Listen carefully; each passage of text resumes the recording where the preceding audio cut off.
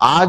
میں آپ کو کوئی عام بات نہیں بلکہ ایک ایسا راج بتانے جا رہا ہوں جو سینہ ہم تک پہنچے، بلکہ ایسا نور ہے جو دل میں اتر جائے تو انسان کی زندگی بدل سکے۔ آپ نے اکثر سنا ہوگا کہ اللہ کے ناموں میں بڑی برکت ہے، لیکن اثر تب ہوتا ہے جب یقین مکمل ہو۔ کمی اللہ کے نام میں نہیں بلکہ ہمارے یقین میں ہوتی۔ اللہ تعالیٰ کا مبارک اسم یا اللہ یا کافی، یعنی اے میرے رب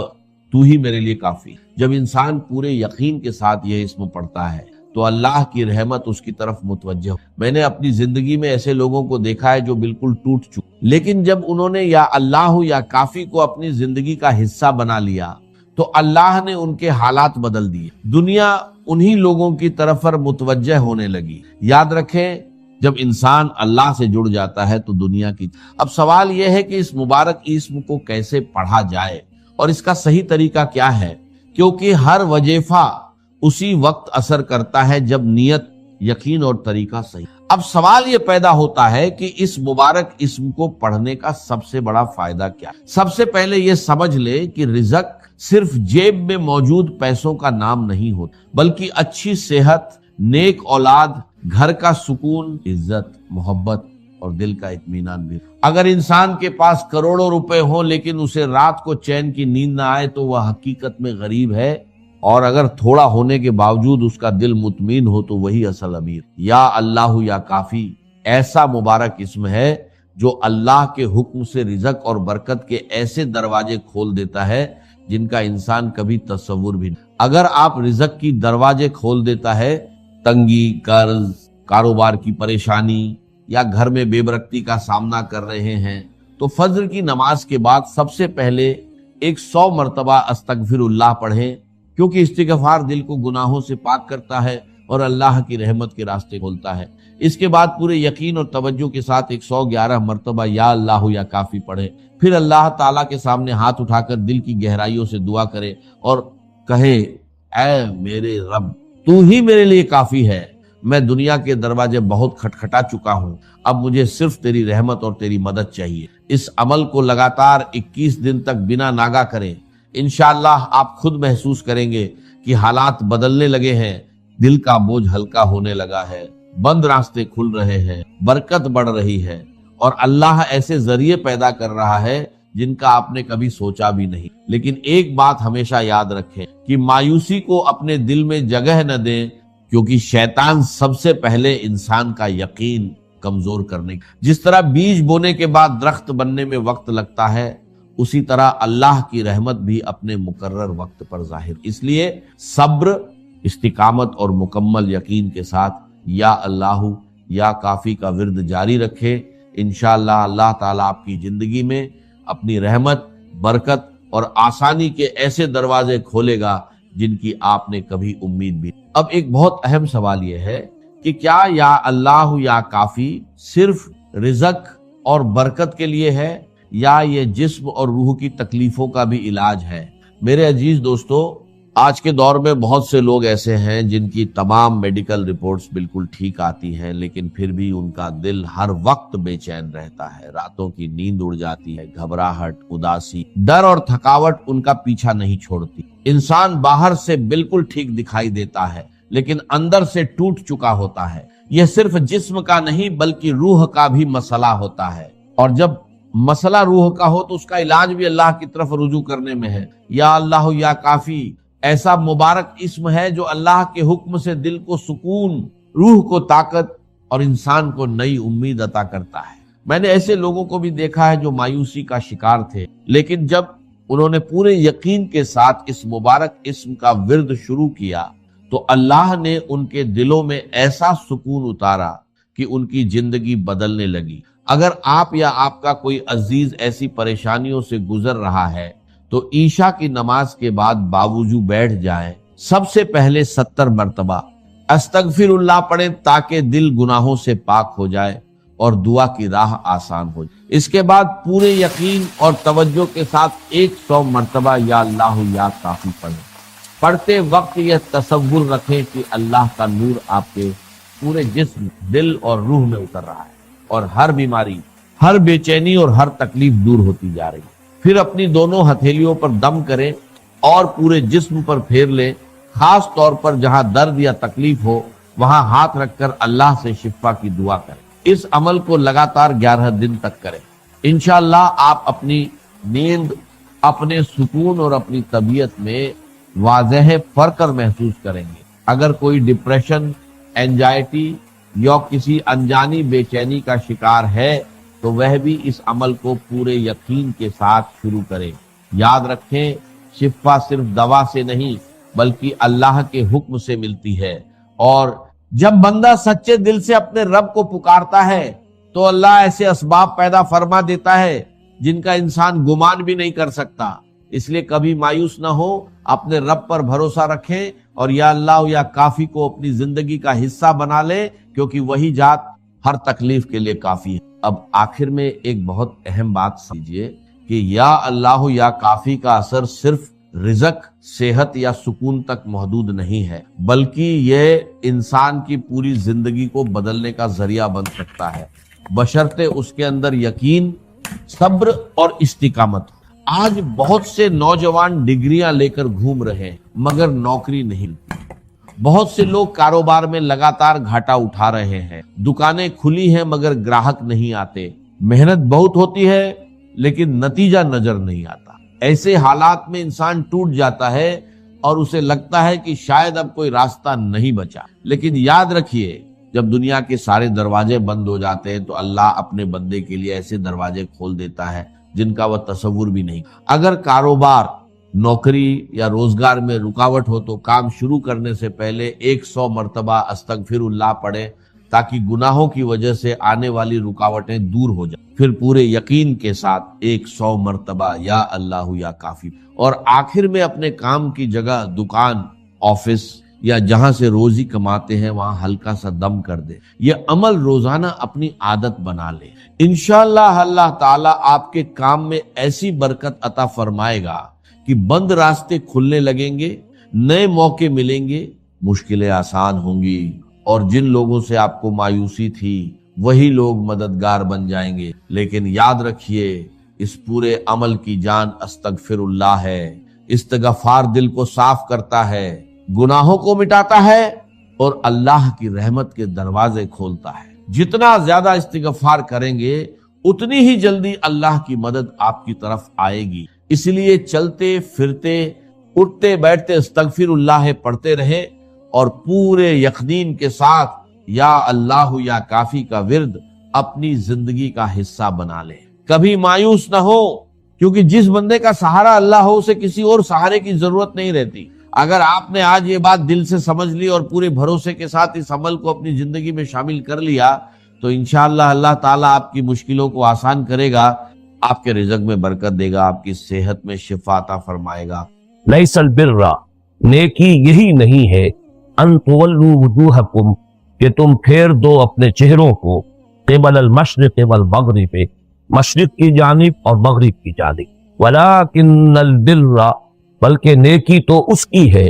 من آمن باللہ، جو ایمان لایا اللہ پر، والیوم الآخر، اور پچھلے دن پر، یوم آخر پر، والملائکۃ، اور ملائکہ پر، فرشتوں پر، والکتاب، اور کتابوں پر، والنبیین، اور انبیاء پر، وآتى المال علی حبہ، اور دیا اس نے مال اس کی محبت کے باوجود، ذوی القربہ، رشتہ داروں کو، والیتامى، اور یتیموں کو، والمساکین، اور محتاجوں کو، وابن السبیل، اور مسافر کو، والسائلین،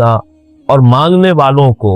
وفی الرقاب، اور گلو خلاصی کرانے کے لیے، گردنوں کے چھڑانے کے لیے، واقام الصلاۃ، اور قائم کی اس نے نماز، وآتى الزکاۃ، اور ادا کی زکوٰۃ، والموفون بعہدہم، اور پورا کرنے والے اپنے عہد کے، اذا عاہدوا، جبکہ باہم معاہدہ کر لیں، والصابرین، اور خصوصاً صبر کرنے والے، فی البأساء، فقر و فاقہ میں، والضراء، اور تکلیف اور اذیت میں، وحین البأس، اور جنگ کے وقت، اولئک الذین صدقوا، یہی ہے وہ لوگ کہ جو سچے ہیں، وَأُولَئِكَ هُمُ الْمُتَّقُونَ، اور یہی ہے وہ لوگ جو حقیقتاً متقی ہیں۔ اللہم ربنا اجعلنا منہم۔ رواں ترجمہ ہوگا نیکی یہی نہیں ہے کہ تم اپنے چہروں کو مشرق اور مغرب کی جانب پھیر دو، بلکہ حقیقی نیکی اس کی ہے جو ایمان لایا اللہ پر اور یوم آخر پر اور فرشتوں پر اور کتابوں پر اور نبیوں پر، اور دیا اس نے مال اس کے محبوب ہونے کے باوجود، اس کی محبت کے علی الرغم، رشتہ داروں کو، یتیموں کو، محتاجوں کو، مسافر کو، مانگنے والوں کو اور گردنوں کے چھڑانے، وَأَقَامَ الصَّلَاةَ وَآتَى الزَّكَاةَ، اور قائم کی اس نے نماز اور ادا کی زکوٰۃ، وَالْمُوفُونَ بِعَهْدِهِمْ إِذَا عَاهَدُوا، اور پورا کرنے والے اپنے عہد کے جبکہ باہم معاہدہ کر لیں، وَالصَّابِرِينَ، اور بالخصوص صبر کرنے والے، فِي الْبَأْسَاءِ وَالضَّرَّاءِ وَحِينَ الْبَأْسِ، فقر و فاقہ میں، تکلیف اور اذیت میں اور جنگ کے وقت، اولئک الذین صدقوا واولئک هم المتقون، یہی ہیں وہ لوگ جو حقیقتاً راست باز ہیں، راست کو ہیں، راست کردار ہیں، اور یہی ہیں وہ لوگ جو حقیقتاً متقی ہیں۔ سورۃ العصر کی طرح اس آیہ مبارکہ کے ضمن میں بھی پہلے 4 تمہیدی باتیں نوٹ کر لیں۔ سب سے پہلی بات یہ کہ یہ ایک آیت ہے، لیکن حجم میں آپ کو معلوم ہے کہ سورۃ العصر سے 3.5 گنا ہے۔ یہ قرآن مجید کی طویل ترین آیات میں سے ہے، اگرچہ بعض آیات جو ہیں وہ اس سے بھی طویل تر ہیں قرآن حکیم میں، بلکہ آیت الدین جو ہے 39واں رکوع میں جو ہے سورہ بقرہ کے تقریباً پورا رکوع اسی ایک آیت پر مشتمل ہے، وہ اس آیت سے بھی دگنے سے میں زیادہ ہے اپنے حجم۔ آیت الکرسی بھی تقریباً اس کے لگ بھگ ہے۔ صرف یہ بات نوٹ کرانی ہے جو میں نے سورۃ العصر کے ضمن میں بھی نوٹ کرائی تھی کہ قرآن حکیم میں آیتوں اور سورتوں کے تعیین یہ خالص توقیفی امر ہے، یہ موقوف ہے نبی کے بتانے پر صلی اللہ علیہ وسلم۔ اس میں کسی کے اجتہاد کو کوئی دخل نہیں، کوئی منطق، کوئی اصول، گرامر کے ان میں سے کوئی شے نہیں ہے کہ جو فیصلہ کن ہو آیات کی تعیین میں، سورتوں کی تعیین۔ آیت نہایت چھوٹی بھی ہے، والعصر آیت ہو گئی، آیات حروف مقطعات پر بھی مشتمل ہے، حامیم آیت ہو گئی۔ اسی طریقے سے آیتیں انتہائی لمبی بھی ہیں، جیسا کہ میں نے ابھی آپ کو بتایا، یہ خود یہ آیت ہے۔ اسی طریقے سے آیت الکرسی ہے، اسی طریقے سے اس سے بھی دگنی سے بھی زیادہ جو آیت الدین ہے۔ تو بات صرف یہ نوٹ کرنے کی ہے کہ یہ تمام امور اصطلاح میں ہم کہتے ہیں کہ توقیفی امور ہے، یعنی موقوف ہے اس پر کہ نبی صلی اللہ علیہ وسلم ہمیں بتائیں۔ جیسے آپ نے بتایا روایات کے اعتبار سے اختلاف ہو جائے گا، کہیں آیت کی گنتی میں فرق ہو جائے گا، اس لیے کہ وہ روایات جو ہیں قرات کی اس کے اعتبار سے اگر فرق ہے، لیکن بنیاد وہی رہے گی کہ اس میں کسی گرامر، کسی منطق، کسی اور اصول کوئی بیان یا اصول کلام، ان میں سے کسی کو کوئی دخل حاصل نہیں ہے۔ یہ کلیتاً نبی اکرم صلی اللہ علیہ وسلم کی بتائی گئی باتیں۔ دوسری بات یہ نوٹ کیجئے کہ یہ ہمارے منتخب نصاب کا موضوع ترین درس نمبر 2 ہے، اس لیے کہ سورۃ العصر میں انسان کی نجات کی 4 شرائط بیان یا اس کے فوز و فلاح کے 4 لوازم بیان: ایمان، عمل صالح، تواسب الحق، تواسب الصبر۔ اس آیت میں اب آپ دیکھیے کہ 3 چیزیں تو وہ ہیں ان 4 میں سے جو صراحتاً مذکور ہیں، بلکہ ان میں سے ہر ایک کی قدر تفصیل آئی۔ ایک چیز البتہ ایسی ہے جو یہاں پر محذوف ہے، یا صحیح تر الفاظ میں کہنا چاہیے کہ مقدر ہے، مثبت ہے، چھپی ہوئی ہے۔ یہ بات بعد میں بیان ہوگی کہ یہ کیوں مقدر ہے، کس دلیل کی بنیاد پر یہ کہا جا سکتا ہے کہ وہ بات یہاں پر انڈرسٹوڈ ہے، گویا کہ محذوف ہے، لیکن مراد ہے، مقدر ہے، مضمر ہے، چھپی ہوئی ہے، بیان نہیں ہوئی، لیکن یہ کہ یہاں پر گویا کہ وہ مذکور ہے پوٹینشلی بالقوہ۔ سب سے پہلے نوٹ کیجئے سورۃ العصر میں ایک لفظ آیا الا الذین آمنوا، ایمان۔ یہاں آپ دیکھیے کہ 5 ایمانیات کی تفصیلات، وَلَٰكِنَّ الْبِرَّ مَنْ آمَنَ بِاللَّهِ وَالْيَوْمِ الْآخِرِ وَالْمَلَائِكَةِ وَالْكِتَابِ وَالنَّبِيِّ۔ اس کی بہترین تشبیہ جو میرے ذہن میں کبھی آئی تھی اور بارہا میں نے عرض کی ہے، وہ یہ ہے کہ جیسے سورۃ العصر میں جو لفظ ایمان ہے وہ اس کلی کے مانند ہے۔ کلی ابھی کھلی نہ ہو تو اس میں پتیاں تو ہوتی ہیں لیکن نمایاں نہیں ہے، کلی کھلتی ہے، پھول بنتا ہے، وہ پتیاں نمایاں ہو جاتی۔ گویا کہ لفظ ایمان میں یہ 5 پتیاں موجود تھیں، لیکن سورۃ العصر میں اس کی حیثیت ایک بند کلی کی تھی، جو کہ اس آیہ مبارکہ میں کھل گئی ہے، اس نے پھول کی شکل اختیار کی۔ تو 5 ایمانیات ہمارے سامنے آئے: ایمان باللہ، ایمان بالآخرہ، ایمان بالملائکہ، ایمان بالکتب، ایمان بالانبیاء و رسل۔ اسی طرح सूरत अल-असर में एक बहुत जामे उन्वान था, वआमिलुस सालिहात, अमल सालिह, बहुत गंभीर, बहुत जामे एक उन्वान। यहाँ अब आप देखिए कि उसके 3 ज़ैली उन्वानात कायम हुए। सबसे पहला और सबसे अहम इंसानी हमदर्दी, सखावत, खिदमत खल्क। अपना पैसा, अपना माल जो तबअन इंसान को मरगूब है, महबूब है, उसे खर्च कर सकना जरूरतमंदों पर, मोहताजों पर, मसाकीन पर, यतीमों पर, लोगों की तकलीफें रफा करने में, लोगों को बंधनों से छुड़ाने में, गर्दनों के आजाद करने में, ये गोया कि इंसानी हमदर्दी और खिदमत खल्क, ये पहला उन्वान हुआ। दूसरा उन्वान इबादात, व अकामत सलात व आतत ज़कात। ये इबादात में से जो अहम तरीन इबादात हैं, नमाज और ज़कात, उनका तज़किरा हो गया। और तीसरे मुआमलात इंसानी, अब जो भी ह्यूमन रिलेशन थे उन सब का अगर आप तजिया करेंगे तो मालूम होगा कि उन सब की बुनियाद किसी न किसी मुआहदे पर, चाहे वो मुआहदा सराहतन किया गया, लफ्ज़न उसको वजूद में लाया गया, चाहे वो इम्प्लाइड मुकद्दर है, गोया कि खुद वो चीज मौजूद है जिसकी तफसील बाद में आएगी, लेकिन तमाम इंसानी मामलात का दारो मदार मुआहदे पर। ईफाए अहद एक ऐसी शय है कि अगर वो किसी माशरे में आम हो जाए तो गोया कि स्ट्रीम लाइनिंग हो जाएगी तमाम इंसानी मामलात और बाहमी जो भी लेन देन, जिस तरह के भी ताल्लुकात हैं आपस के, उन सब के अंदर हुस्न और खूबी पैदा हो जाएगी और उसमें से तमाम खराबियां निकल जाएंगी। लिहाजा मामलात के ज़िम्मन में ईफाया है। ये जो 3 ज़ैली उन्वानात मैंने आपके सामने रखे हैं, इनकी भी एक बेहतरीन तशबीह ये है कि जैसे एक तनावर दरख्त हो और उस तनावर दरख्त का जो तना है मेन, वो ऊपर जाकर 3 बड़ी बड़ी शाखों में तकसीम हो जाए। एक शक्ल ये भी होती है कि एक लेवल पर एक शाख निकल गई, दूसरे लेवल पर फिर दूसरी शाख निकली है, तीसरे लेवल पर फिर तीसरी शाख है। लेकिन कभी आपने देखा होगा ऐसे भी दरख्त होते हैं जिसका कि मेन तना जो है जाकर 2 शाखों में, तो बराबर बराबर 2 शाखें तकसीम हो गया। इसी तरह आप तसव्वुर कीजिए कि 3 शाखों में वो मेन जो उसका तना है वो तकसीम हो गया। ये 3 शाखें, इंसानी हमदर्दी और खिदमत खल्क, इबादात और नंबर 3 मुआमलात। इसके बाद जो तीसरी चीज सूरत अल-असर में थी, तवाक़ी बिल हक़, वो यहाँ मज़कूर नहीं, लेकिन जैसा कि मैंने अर्ज किया महज़ूफ़ है, मुक़द्दर है, मुज़मर है, उसकी दलील बाद में सामने आए। आखिरी चीज सूरत अल-असर में सब्र, व तवाक़ौ बिस्सब्र, तवाक़ी बिस्सब्र, यहाँ फिर वही बात, जैसे अमल सालेह के 3 बड़े बड़े ज़ैली उन्वानात आए, सब्र के 3 मवाक़े, वस्साबिरीन फिल बासाए वज़्ज़र्राए व हीनल बास, फ़क़्र व फ़ाक़ा, तंगी, ये भूख, उसको बर्दाश्त करना। इसी तरीके से जिस्मानी अजियत, तकलीफ पहुंचाई जा रही है, फिजिकल प्रोसिक्यूशन हो रही है, उसमें साबित कदम रहना, डटे रहे।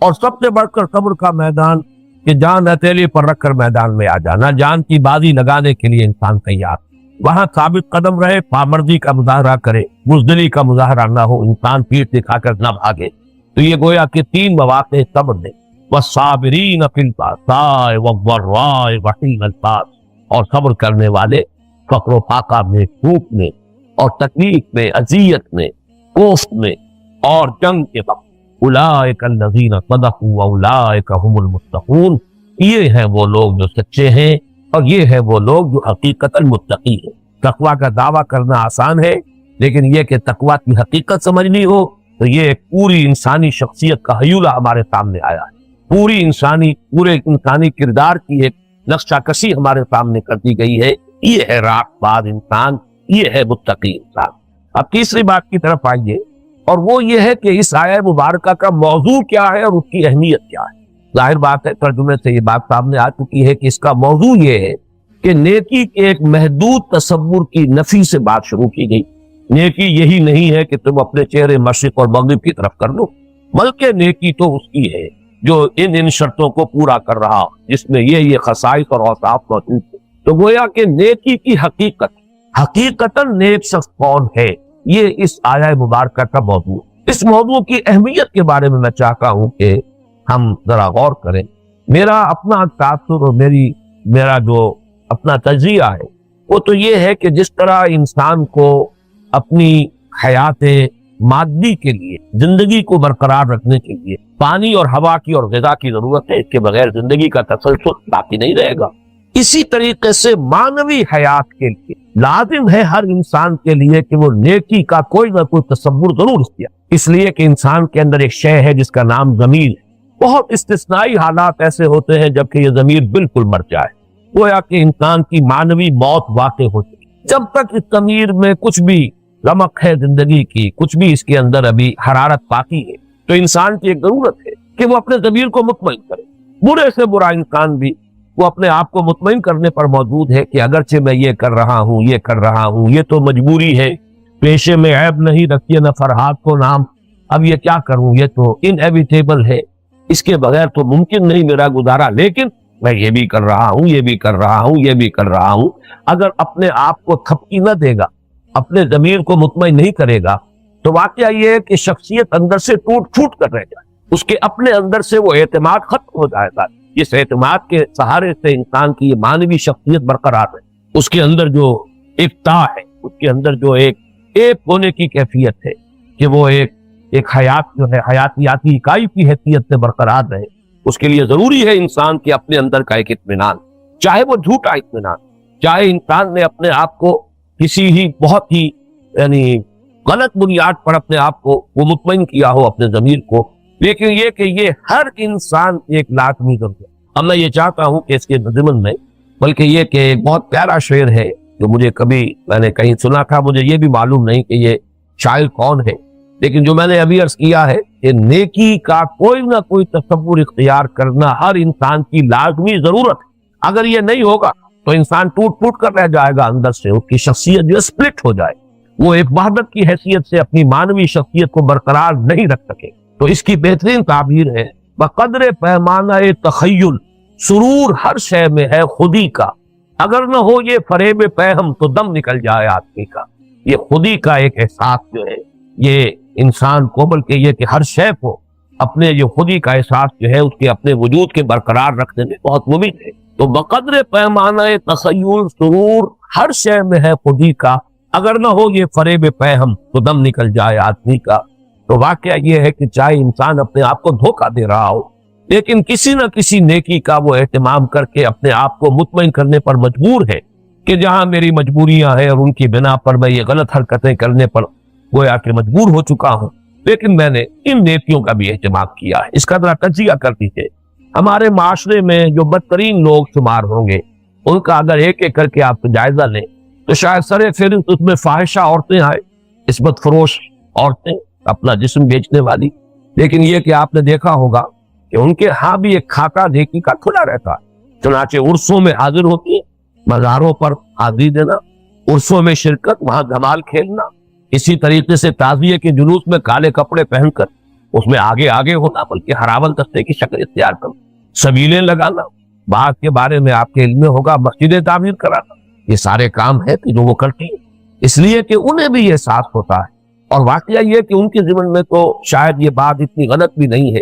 اس لیے کہ شورش کاشمیری مرحوم نے جو ایک کتاب لکھی تھی اس میں تحقیق کی تھی ان عورتوں کے بارے میں کہ جو اس بازار میں پہنچ جاتی ہے، کیسے پہنچتی، کوئی حادثہ ہوا، کہیں کسی کو اغوا کر لیا گیا، زبردستی لا کر اس بازار میں بٹھا دیا گیا، اب انہیں یہ معلوم ہے کہ ہمارے لیے اب دوسری زندگی کے دروازے بند ہو چکے، ہمیں معاشرے میں اب کوئی قبول نہیں کرے، تو گویا کہ ایک مجبوری کے احساس کے تحت بھی اپنے اس پیشے کو جاری رکھنے پر مجبور ہوتی۔ یہ بہت سخت حال ہوتا ہے، جس طریقے سے کہ ایک بڑا دلچسپ واقعہ ہے کہ اورنگزیب عالمگیر رحمۃ اللہ علیہ نے ایک خاص زمانے میں گانے بجانے پر دہلی میں پابندی لگا دی۔ اب جو وہاں کے گویے تھے اور سازندے تھے ان کے تو گویا کہ معاش کا دروازہ بند ہو گیا، تو انہوں نے بڑا ایک لطیف ہیلا اختیار کیا کہ معلوم تھا کہ بادشاہ بیٹھا کرتے ہیں جھروکے میں، وہ جو دریائے جمنا جو محل ہے اور لال قلعہ ہے دہلی کا، اس کے ساتھ سے جمنا گزرتا ہے، جھروکے میں بیٹھ کر بادشاہ اپنا وقت جو ہے سیر کرتے ہیں، تو وہاں سے پھر وہ ایک کشتی میں سوار ہو کر گزرے اور وہاں انہوں نے خوب زور شور کے ساتھ سازوں کے ساتھ ایک غزل جو ہے اس کو الاپنا شروع کیا۔ در کوئے نیک نامی مارا گزر نہ دارن، گر تو نمی پسندی تغییر کن قزارا۔ تو اس کو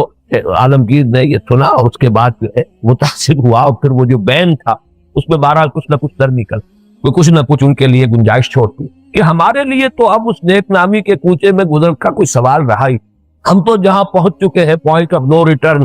ہمارے لیے کوئی واپسی نہیں ہے، ہمیں تو تقدیر نے یہاں پہنچا دیا، گر تو نمی پسندی تغییر کن قزارا، اگر تمہیں یہ بات پسند نہیں ہے تو کسی طرح اگر ممکن ہے تو ہماری تقدیر کو بدل دو۔ بہرحال ایک لطیفے کے درجے میں سمجھیے لیکن یہ کہ میں نے صرف یہ آپ کے سامنے رکھا ہے کہ وہ جو ہمارے معاشرے کا بدترین طبقہ شمار ہو سکتا ہے، ان کے ہاں بھی کوئی نہ کوئی نیکی کا خانہ ان کی زندگی میں، کوئی نہ کوئی نیکی کا تصور ہے، جس سے وہ اپنے آپ کو جو بھی جھوٹی تسلی دیں کسی نہ کسی درجے میں اپنے آپ کو مطمئن کرتی ہے۔ اسی طرح بہت سے ڈاکوؤں کے بارے میں آپ نے سنا ہوگا، اور اس کی کہانیاں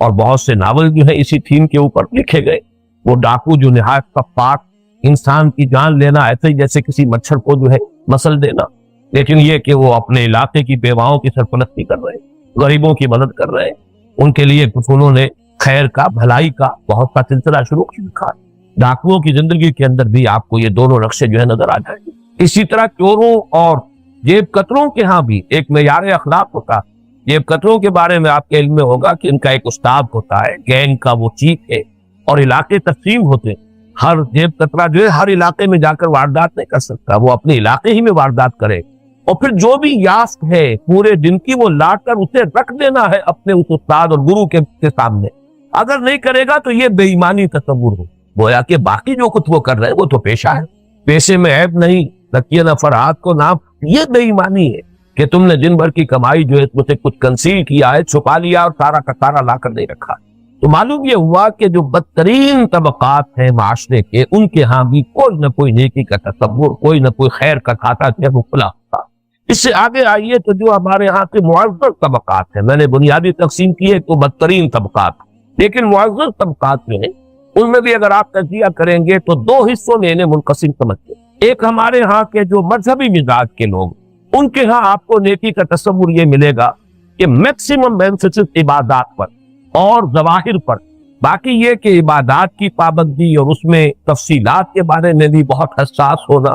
ذرا کا کوئی فرق ہو گیا ہے تو بے چین ہو جانا، بے کل ہو جانا، اس پر انتہائی ان کو تشویش ہو جائے گی، یہ اس میں یہ کمی رہ گئی ہے، فلاں میں یہ کمی رہ گئی میرے کام میں۔ لیکن ویسے ان کی زندگی میں معاملات میں دیکھیے جھوٹ ہے، کھلم کھلا کاروبار ہے، سب کچھ ہو رہا ہے، دھوکہ ہو رہا ہے، فریب ہو رہا ہے، نماز روزے کی پابندی ہے، سودی کاروبار جو ہے دھڑلے کے ساتھ، وہ بالکل یوں سمجھیے کہ ہنی ان مریا ہو رہا ہے، بلیک مارکیٹنگ ہو رہی ہے، دھوکے دیے جا رہے ہیں، سودا کر کے جو ہے زبان انسان جو ہے وہ زبان دے کر اور پھر اس کو بدل رہا ہے۔ آپ کو غنڈوں کے ہاں، بلکہ یہ چوتھا طبقہ جو ہمارے ہاں ہے وہ میں رہ گیا ذکر میں، جنہیں آپ کہتے ہیں غنڈے، یہ بستہ الف اور بستہ بے کے غنڈے، جن کے کھاتے کھلے ہوتے ہیں کھانوں میں، ان کے ہاں آپ کو نظر آئے گا کہ ان کے معیار اخلاق ہے، زبان دے دی ہے اب میں واپسی سے نہیں، جتنا انہیں اپنے عہد کا پاک ہوتا ہے سفید پوش لوگوں کو نہیں ہوتا۔ اسی طریقے سے اگر کہیں راہ چلتے ہوئے دیکھیں آپ کے کسی پر زیادتی ہو رہی ہے، کسی پر ظلم کیا جا رہا ہے، تو مجھ جیسے اور آپ جیسے سفید پوش لوگ جو ہیں وہ وہاں سے دامن بچا کر نکل جانے میں آپ یہ سمجھیں،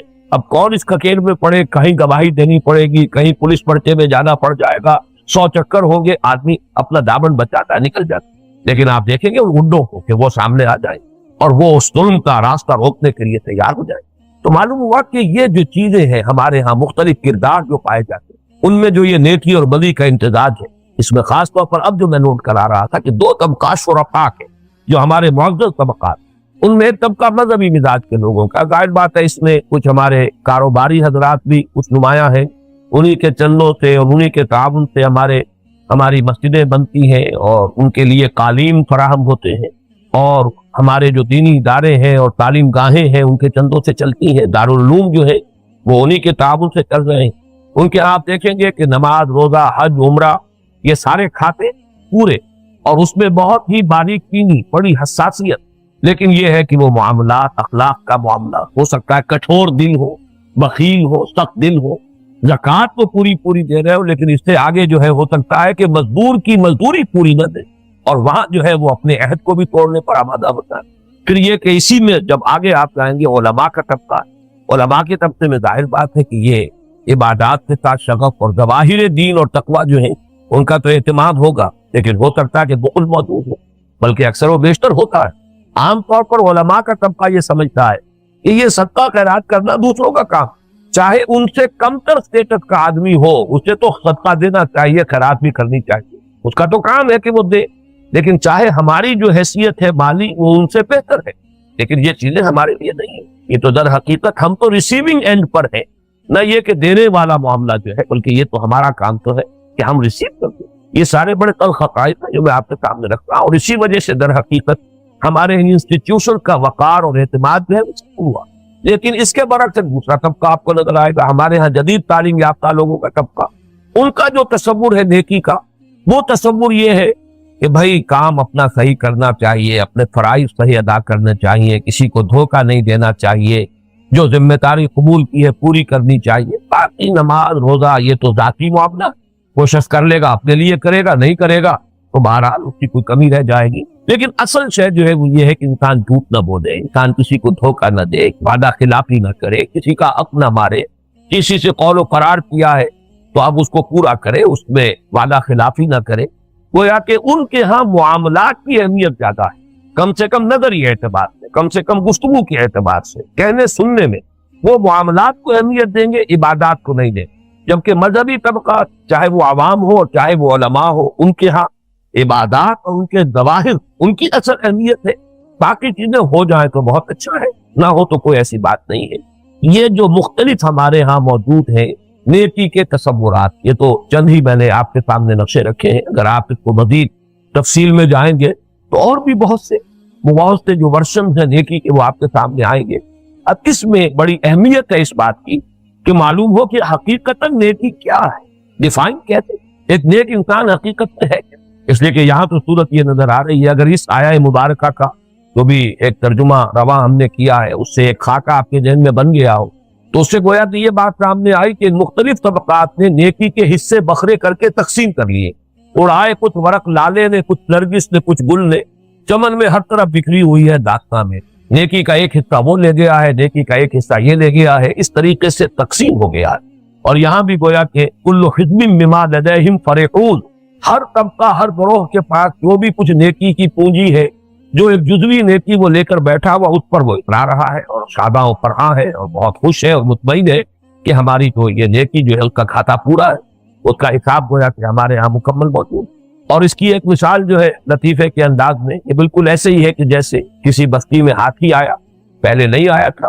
تو وہاں لوگ گئے دیکھنے کے لیے، کچھ اندھے بھی تھے، وہ بھی دیکھنے کی خواہش رکھتے تھے، جاننا چاہتے تھے ہاتھی کیسا ہوگا. تو ظاہر بات ہے ان کے پاس تو ایک ہی ذریعہ تھا کہ ہاتھوں سے ٹٹول کر اندازہ کریں کہ ہاتھی کیسا ہوگا. جس نے اس کے کان کو چھوا دیکھ کر کہا کہ ہاتھی چھاچ کے مانند. کسی کا ہاتھ اس کے خون پر پڑ گیا، اس نے خوب اچھی طریقے سے اس کو دیکھا، کہا ایک بہت موٹے رسے کے مانند ہے ہاتھی. کسی نے اس کی ٹانگ کو جو ہے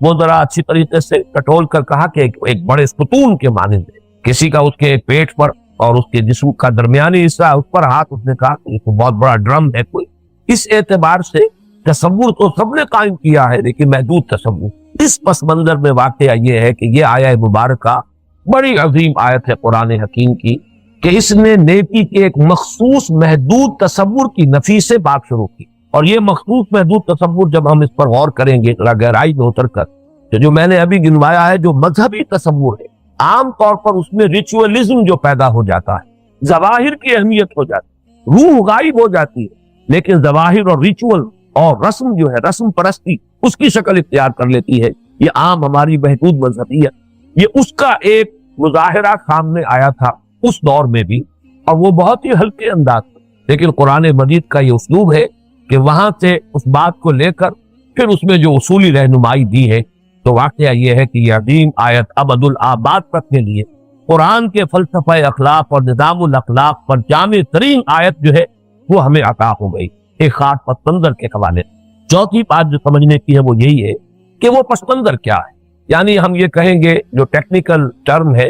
شان نزول کیا ہے اس آیہ مبارکہ. یہ کس سلسلہ کلام میں یہ آیت وارد ہوئی، یہ نیکی کی حقیقت کی بحث چھڑ کیسے گئی. ظاہر بات ہے قرآن مجید نازل ہوا ہے خاص دور میں، خاص حالات میں، خاص معاشرے میں، اور اس میں اکثر و بیشتر جو حصے نازل ہوئے ہیں اس کا ایک خصوصی پس منظر ہے، تاریخی واقعاتی حالات کے اعتبار سے. تو اس میں دیکھ کر جیسا کہ میں نے جب تعارف قرآن کے بارے میں گفتگو ہو رہی تھی تو شروع میں تفصیل سے عرض کیا تھا کہ یہ جو تعویل عام اور تعویل خاص قرآن مجید پر سب سے پہلے غور ہونا چاہیے اس کانٹیکسٹ میں رکھ کر، ٹائم اینڈ سپیس کانٹیکسٹ جو پس منظر ہے زمان و مکان کا جس میں وہ آیت نازل اس میں رکھ کر غور کیا جائے. اس وقت یہ آیت جو ہے اس سلسلے میں باریک ہوئی کا مفہوم کیا سمجھا گیا. اس حوالے سے چوتھی بات اب یہ ہے کہ اس کا کیا سلسلہ کلام تھا، کیا گفتگو تھی، کیا موضوع تھا، کیا بحث تھی جس کے ضمن میں یہ عظیم آیت مبارکہ جو ہے وہ نازل ہوئی. اس میں ظاہر بات ہے ہر شخص سمجھ سکتا ہے محض اس رواں ترجمے سے جو ہم کر چکے ہیں کہ اس کے پس منظر میں ہے تحویل قبلہ کا واقعہ۔ تحویل قبلہ کا واقعہ کیا ہے؟ پہلے تو اس سے واقعاتی انداز میں اس کی جو تاریخ ہے اس کو سمجھ لیجئے۔ نبی اکرم صلی اللہ علیہ وسلم جب تک مکہ مکرمہ میں مقیم رہے ہجرت سے پہلے، اس وقت تک ہمیں یہ معلوم ہوتا ہے مختلف روایات سے کہ جب آپ نماز پڑھتے تھے، جب صحن کعبہ میں کھڑے ہو کر نماز پڑھتے تھے تو بالعموم آپ جو جنوبی دیوار ہے اس کو فیس کرتے تھے، یعنی جو رکن یمانی ہے اور دوسری طرف وہ کونا کہ جس میں حجر اسود نصب ہے، ان دونوں کے مابین آپ کھڑے ہوتے تھے کعبے کی طرف رخ کر کے۔ تو یہ چونکہ کعبے کا جنوب ہے، اب گویا کہ استقبال قبلتین ہو گیا از خود۔ اگر نقشہ آپ کے سامنے ہو، ذہن میں ہو، تو آپ کو معلوم ہے کہ ایک تو امیڈیٹلی آپ کے سامنے ہے خانہ کعبہ، اور کسی خط کو آگے لے جائیے تو تقریباً 1000 میل کے فاصلے پر بیت المقدس ہے، وہ قبلہ جو ہے دوسرا وہ بھی سامنے آ گیا۔ استقبال القبلتین، دونوں قبلوں کا رخ کر لینا ایک ہی وقت، یہ ممکن تھا مکہ مکرمہ، اور حضور اسی کا التزام فرماتے تھے۔ اور یہی وجہ ہے کہ عمرے میں اور حج میں بھی جب طواف کیا جاتا ہے خانہ کعبہ کا تو یہ جو حصہ ہے اس کی خصوصی اہمیت ہے، اس کے لیے خصوصی دعا بھی ہے۔ انہی دو جو ہے ارکان جو ہے، دو کونے ہیں جن کو چھونا، بلکہ یہ کہ حجر اسود کو تو چومنا یہ مسنون ہے، چومنے کا موقع نہ ملے تو ہاتھ لگا دینا۔ اسی طریقے سے یہ رکن یمانی جو کہلاتا ہے، اس کو بھی، اس کا بھی استلام جو ہے وہ مس کرنا، مسح کرنا، یہ بھی مسنون ہے۔ یہ دونوں اہم ترین رکن ہیں، رکن عراقی، رکن شامی، یہ ہے شمال کی طرف، اور یہ جنوب کی طرف ہے وہ کونا کہ جس میں حجر اسود نصب ہے، اور دوسرا وہ کونا جو کہ گویا کہ جنوب مغرب کی طرف ہے کعبے کے، بلکہ تقریباً جنوب کی طرف ہے، تھوڑا سا مغرب کی طرف، اور وہ ہے رکن یمانی۔ اس کے لیے خاص دعا ہے، ربنا آتنا فی الدنیا حسنۃ وفی الآخرۃ حسنۃ وقنا عذاب النار، جو قرآن مجید میں وارد ہوئی ہے حج کے ضمن میں دعا، وہ خاص طور پر اسی طواف کے اسی حصے میں، ہر شوط میں اس کا اہتمام کیا جاتا ہے کہ اس حصے میں وہ دعا مانگی جائے۔ بہرحال یہ صورتحال جو ہے استقبال قبلتین، یہ اس وقت تک تو ممکن تھی جب تک کہ حضور مکے میں رہے۔ اب جب حضور ہجرت فرما کر مدینہ منورہ تشریف لے آئے، اب یہ ناممکن۔ مدینہ منورہ جو ہے اس کے جنوب میں ہے مکہ مکرمہ یعنی خانہ کعبہ، اور شمال میں ہے یہ بیت المقدس یروشلم۔ اب تو ایک ہی قبلے کی طرف رخ ہو سکتا ہے، ظاہر بات ہے کہ بیک وقت دو قبلوں کی طرف رخ ممکن ہے۔ اب یہاں یہ بات صراحت کن تو مذکور نہیں ہے، لیکن یہ کہ اندازہ یہی ہوتا ہے قرآن مجید کے جو انداز بیان ہے، اسلوب بیان سے، کہ اللہ تعالیٰ کے خصوصی حکم کے تحت، خصوصی رہنمائی کے تحت حضور نے اب رخ کیا بیت المقدس کی طرف۔ اس میں بڑی حکمتیں بھی ہیں، عملی اعتبار سے بھی اس کے بڑے فوائد ہوئے، لیکن اس وقت ظاہر بات ہے وہ موضوع نہیں ہے میرا،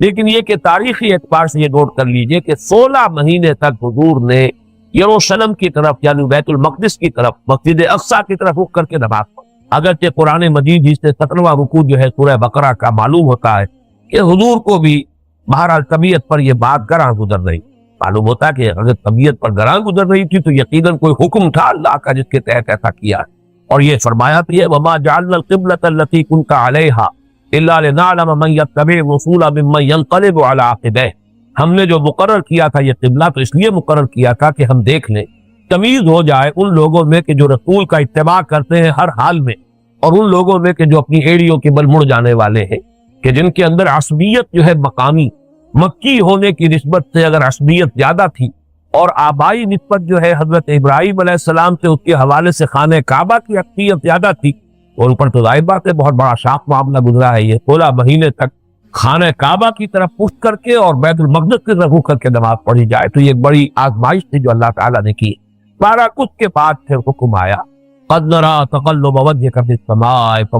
فَلَنُوَلِّيَنَّكَ قِبْلَةً تَرْضَاهَا فَوَلِّ وَجْهَكَ شَطْرَ الْمَسْجِدِ الْحَرَامِ، اے نبی ہم دیکھتے رہے ہیں آپ کے چہرہ مبارک کا بار بار آسمان کی طرف اٹھنا، آپ کو انتظار تھا تحویل قبلہ کے حکم، اس سے وہ ظاہر ہو رہا ہے ادھر پاس، تو اب ہم پھیر دیتے ہیں آپ کو، رخ آپ کا تبدیل کیے در دیتے ہیں اسی قبلے کی طرف جو آپ کو پسند۔ فَوَلِّ وَجْهَكَ شَطْرَ الْمَسْجِدِ الْحَرَامِ، تو اب اپنا رخ کر لیجئے مسجد حرام کی۔ یہ تحویل قبلہ ہوا، اور یہ واقعہ بھی دلچسپ ہے کہ حضور اس وقت مدینے سے باہر ذرا فاصلے پر کسی جگہ پر، جیسے ہمارے ہاں ہوتے ہیں کہیں 2-4 گھر ہیں، کوئی کھیت ہے، باغ ہے، اس کے اندر ہی کوئی 2-3 گھر بن گئے ہیں، ایسی ہی کوئی جگہ تھی جہاں آپ کھانے پر مدعو تھے، اور کھانے کے بعد ظہر کی نماز آپ ادا کر رہے تھے، جو بھی آپ کے ساتھ تھے وہاں صحابہ میں سے، اس وقت عین نماز کی حالت میں یہ آیت نازل ہوئی فَوَلِّ وَجْهَكَ شَطْرَ الْمَسْجِدِ الْحَرَامِ، اور نماز کی حالت ہی میں آپ نے تحلیل کی ہے، رخ بدل لیا ہے اسی جگہ پر، اسی لیے وہاں اب جو ہے مسجد القبلتین یہ تعمیر کی گئی ہے نشانی کے طور پر کہ یہ وہ جگہ، اس مسجد میں 2 محراب بنا دیے گئے ہیں، ایک شمالی دیوار میں بھی اور ایک جنوبی دیوار میں بھی، پہلے شمال کی طرف رخ تھا حضور کا، اس کے بعد آپ نے جنوب کی طرف رخ کیا ہے تو مسجد القبلتین۔ اب اصل بات یہ ہے کہ اس پر ایک بڑی تشویش پیدا ہو گئی، تشویش بھی پیدا ہوئی اور پھر اس کو بھڑکایا اور اس کو ایکسپلائٹ کیا یہودیوں نے۔ یہودی بڑی منظم جماعت، جیسے کہ ہندو ہمارے ہاں ہوتے تھے، چاہے وہ اقلیت میں ہوتے تھے لیکن تعلیم یافتہ، منظم، مہذب اور دولت مند ہونے کے اعتبار سے ان کی جو حیثیت تھی، اسی طریقے سے یہودیوں کا معاملہ تھا مدینے۔ انہوں نے اب تک اصل میں وہ یہ سمجھ رہے تھے کہ جب یہ ہمارے قبلے کی طرف رخ کر کے نماز پڑھ رہے تو گویا کہ ہمارے کیمپ فالوور تھے، اس لیے انہیں بہت زیادہ تشویش نہیں تھی۔ ایک محسوس تو ہوتا تھا کہ یہ ایک نئی نبوت کا معاملہ ہے، نئی کتاب نازل، لیکن ہمارے قبلے کی پیروی کر رہے ہیں تو گویا کہ ہمارے تابع، ہمارے کیمپ فالوور، اس اعتبار سے انہیں کسی درجے میں کچھ اطمینان تھا، کچھ احساس تھا کہ ہمیں کوئی خطرہ نہیں ہے، ہمارے لیے کوئی اندیشہ نہیں۔ اب جب قبلہ تبدیل ہو گیا تو ان کے کان کھڑے ہوئے کہ یہ تو بالکل کوئی نئی ایک تنظیم ہو رہی ہے، نئی تشکیل ہو رہی ہے، نئی امت ہے جس کا مرکز علیحدہ، جس کا قبلہ جدا ہو گیا ہے، مختلف ہو گیا ہے۔ تو اس سے جو ان کے کان کھڑے ہوئے اور انہیں وہ موقع مل گیا کہ جو مذہبی تباہیں ہوتے ہیں وہ چونکہ بہت حساس، جیسا کہ میں نے عرض کیا، مظاہر سے ان کی حساسیت کا معاملہ بہت شدید ہوتا ہے، تو بہت سے ہمارے صحابہ کے ذہن میں بھی یہ تشویش پیدا ہوئی۔ یہ 16 مہینے جو ہم نے نمازیں پڑھی ہیں، اگر قبلہ اصل یہ تھا تو اس کا مطلب تو یہ ہوا کہ پھر وہ ہماری نمازیں ضائع ہو گئی۔ یہ تشویش کی حد تک ہوئی ہے کہ وہیں 17ویں رکوع کے اندر یہ بھی فرمایا گیا وَمَا كَانَ اللَّهُ لِيُضِيعَ إِيمَانَكُمْ، اب اے مسلمانوں اس میں تشویش محسوس نہ کرو، اللہ تمہارے ایمان کو ضائع کرنے والا نہیں ہے۔ یعنی چونکہ نماز تو اہم ترین ستون ہے دین کا، رکن رکین ہے، رکن اعظم ہے، الصلاۃ عماد الدین، تو تشویش یہ ہوئی کہ اگر یہ غلط رخ پر تھی ہماری یہ 16 مہینے کی نمازیں تو یہ نمازیں ضائع ہو گئی، گویا کہ ایمان ضائع ہو گیا، ایمان کے بارے میں تشویش ہوئی۔ مَا كَانَ اللَّهُ لِيُضِيعَ إِيمَانَكُمْ، اللہ تعالیٰ تمہارے ایمان کو ضائع کرنے والا نہیں ہے۔ اس وقت یہی حکم تھا، تم نے اطاعت کی ہے اللہ کی اور اس کے رسول کی، وہ نمازیں درست ہوئی ہیں، اس میں کسی تشویش کی ضرورت نہیں ہے۔ اب یہ حکم ہے ابھی رخ کا، اصل معاملہ تو ہے اللہ اور اس کے رسول کا حکم مان، اصل مسئلہ یہ نہیں ہے کہ رخ کون سا ہے۔ اس ضمن میں اب نوٹ کیجئے کہ یہ تشویش جس درجے ہوئی اور اس کو جس درجے ایکسپلائٹ کیا یہود نے، اس کا آپ کو اس سے اندازہ ہوگا کہ قرآن مجید نے کس شد و مد کے ساتھ، آج ہمیں تو محسوس ہوتا چھوٹا سا واقعہ تھا، کوئی سی بڑی بات تو نہیں تھی، کتنے شد و مد کے ساتھ کس واقعے کو قرآن مجید نے ڈسکس کیا۔ پہلے تو آپ نوٹ کیجئے کہ دوسرے پارے کے پہلے 2 رکوع، سورہ بقرہ کا رکوع نمبر 17، رکوع نمبر 18، پورے کے پورے 2 رکوع اسی موضوع، سَيَقُولُ السُّفَهَاءُ مِنَ النَّاسِ مَا وَلَّاهُمْ عَنْ قِبْلَتِهِمُ الَّتِي كَانُوا عَلَيْهَا، یہ تیوری بتا رہے ہیں کہ عنقریب کہیں گے یہ لوگ، احمق لوگ اور نادان لوگ، اور یہ لوگ جو ہے طرح طرح کی یہ اشغالیں چھوڑیں گے، شوشے چھوڑیں گے مسلمانوں کو پریشان کرنے کے لیے، تشویش میں مبتلا کرنے کے لیے۔ تو یہ 2 رکوعوں میں کتنی تکرار کے ساتھ بات آئی ہے، اس سے در حقیقت اندازہ ہو سکتا ہے کہ اس وقت یہ معاملہ کس درجے اہمیت کا ہے۔ بلکہ اس سے بھی آگے بڑھ کر آپ کو قرآن مجید کا ایک اور اسلوب معلوم ہوگا کہ اس بحث کا آغاز کیا گیا 2 رکوع قبل، 14ویں رکوع میں وہ آیت آئی ہے کہ آیت نمبر 115 ہے سورہ بقرہ کی، وَلِلَّهِ الْمَشْرِقُ وَالْمَغْرِبُ فَأَيْنَمَا تُوَلُّوا فَثَمَّ وَجْهُ اللَّهِ إِنَّ اللَّهَ وَاسِعٌ عَلِيمٌ، مشرق اور مغرب سب اللہ کے لیے، ادھر بھی تم رخ کرو اللہ ہی کا رخ ہے، اللہ تعالیٰ بہت وسعت والا ہے اور ہر شے کا جاننے والا ہے۔ بلکہ ایک آدمی حیران ہوتا ہے وہاں جو ہے کوئی سیاق و سباق ہے نہیں ایسا، ابھی کہیں گفتگو ہو نہیں رہی تھی قبلے کے بارے، لیکن قرآن کا اسلوب یہ ہے کہ ایک موضوع جس پر آگے جا کر تفصیلاً گفتگو کرنی ہے، ایک بنیادی رہنمائی پہلے دے دی جائے تاکہ غور کرنے والے لوگ، سوچ بچار کرنے والے لوگ، اولو الالباب لوگ، ہوش مند لوگ، وہ تو گویا کہ اشارے ہی سے بات سمجھ لے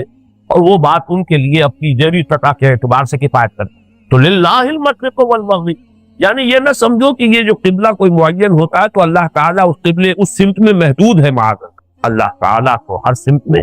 اللہ کسی سمت میں محدود نہیں، وہ مکان سے، مکانیت سے، جسم سے، جسمانیت سے، سمت سے، ہر شے سے اعلیٰ ہے، عرفہ ہے، منزہ ہے۔ اس اعتبار سے یہ تو صرف ایک انتظامی معاملہ ہے، یکسانی پیدا کرنے کے لیے کہ لوگ جو ہیں وہ صرف ایک ہی سمت میں ایک ہی صف باندھی ہوئی ہو، یہ نہ ہو کسی کا رخ ادھر ہے کسی کا رخ ادھر ہے،